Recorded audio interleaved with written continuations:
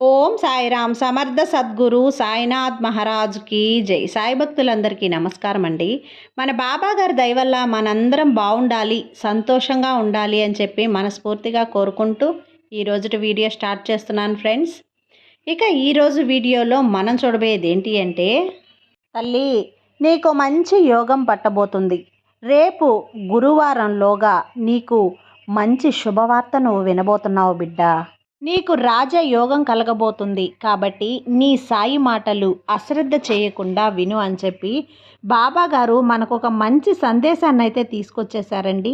ఆ సందేశం ఏంటి, బాబా గారు ఆ సందేశం రూపంలో మనకేం చెప్పబోతున్నారు అనేది ఆయన మాటల్లోనే విందామా.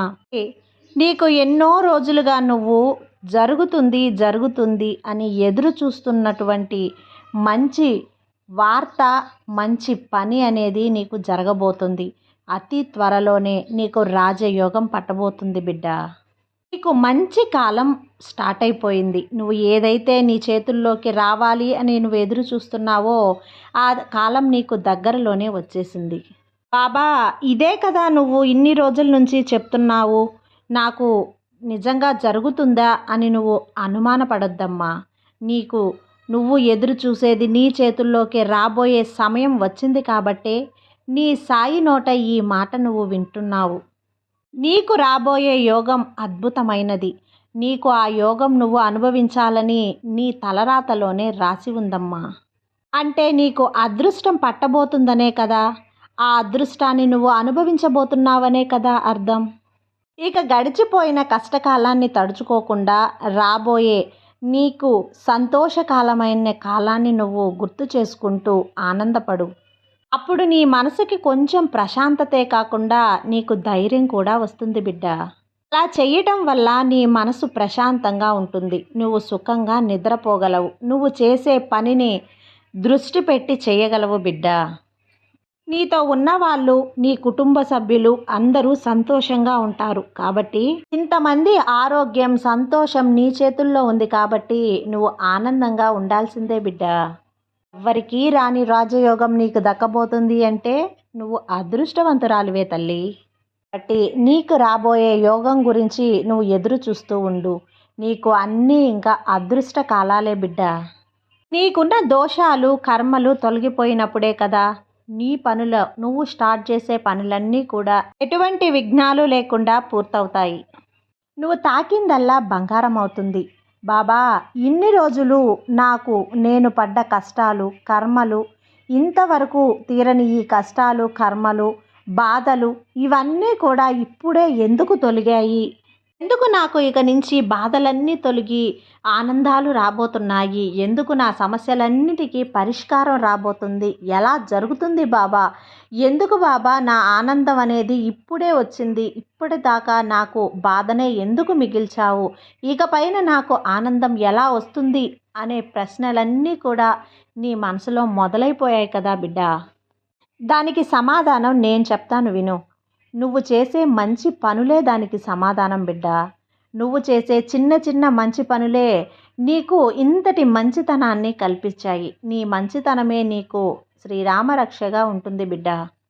ఇతరులకి సాయం చేస్తున్నావు, ఇతరుల మంచి కోరుకుంటున్నావు.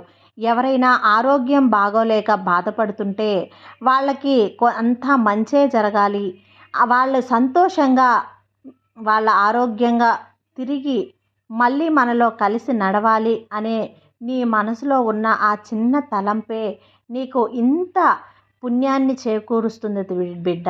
నీకు కోటి జన్మల పుణ్యాన్ని కూడా ఆ ఒక్క మంచి మాట వల్ల నీకు అలవరుస్తుంది. ఇతరులు బాగుండాలి, ఇతరులకి ఏ కష్టం రాకూడదు అని కోరుకునే నీ మనసు ఎంత పెద్దదై ఉంటుందో చెప్పు. అలాంటి మనసు కలిగిన వారికి దైవానుగ్రహం కలిగి ఉంటారు.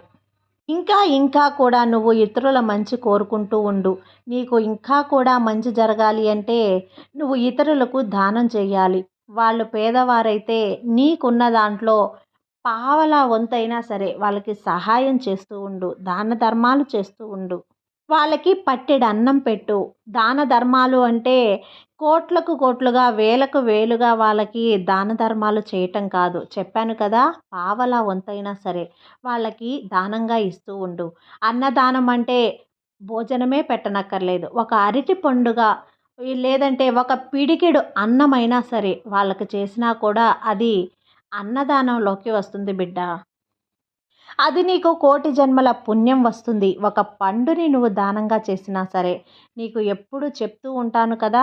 నీ సాయిని అన్నదానం చేయటమే ప్రధానము అని. అన్నదానం అంటే అంత గొప్పది తల్లి. ఇతరులకి మాట సాయం కూడా చేస్తూ ఉండు. ఆ మాట సాయం అనేది నీకు నీ బిడ్డలకు ఏదో ఒక రూపంలో పుణ్యం కలిగి బాబానే నీకు సాయం చేయటానికి బాబా ఆశీర్వాదం నీకు అందిస్తాను. నీ కష్టకాలంలో ఆ పుణ్యమే నిన్ను కాపాడుతుంది తల్లి. ఇతరులు నిన్ను కోరి సాయం అడిగినప్పుడు వాళ్ళకి ఒక సలహా రూపంలోనో లేదంటే ఒక సమాధానం రూపంలోనో వాళ్ళకి మాట సాయం చేసినప్పుడు అది కూడా నీకు సహాయమే అవుతుంది. ఒక మాట నీ సాయం కోరి వచ్చారు అంటే నువ్వు మంచి సమాధానం చెప్తావు, ఒక మంచి మాట చెప్తావు అని నిన్ను సాయం కోరి వచ్చినట్లే కదా! కాదు అనకుండా చెయ్యి. నీ సాయి మీద పూర్తి నమ్మకంతో నువ్వు నా దగ్గరకొచ్చినప్పుడు నీకు సాయం చేయకుండా ఎలా ఉంటాను చెప్పు? సదా ఈ సాయి స్మరణ చేస్తూ ఉండు. నీ కోరికలు తప్పకుండా తీరుతాయి. నీ ఎలాంటి కోరికైనా తీరాలి అన్నప్పుడు ఈ సాయి నామాన్ని ఓం సాయినాథాయ నమః అనే ఈ సాయి నామాన్ని నామ జపాన్ని 108 సార్లు ప్రతిరోజు నువ్వు పఠిస్తూ ఉండు. అసలు తీరనే తీరదు అనుకున్న నీ కోరిక తప్పకుండా నేను తీరుస్తాను బిడ్డ. 11 రోజుల పాటు ఈ సాయి నామాన్ని నువ్వు తప్పకుండా పఠిస్తావు కదా! రాబోయే గురువారం నీ సాయి సన్నిధికి రా. తప్పకుండా నా ఆశీర్వాదం నీకు ఉంటుంది. ఏదో ఒక రూపంలో నా దర్శన భాగ్యం నీకు కల్పిస్తాను బిడ్డ. నమ్మకంతో ఉండు. అంతా మంచే జరుగుతుంది. నీ బాబా తోడు ఉండగా నీకు భయమెందుకు చెప్పు? సర్వే జనా సుఖినో భవంతు. జై సాయిరామ్.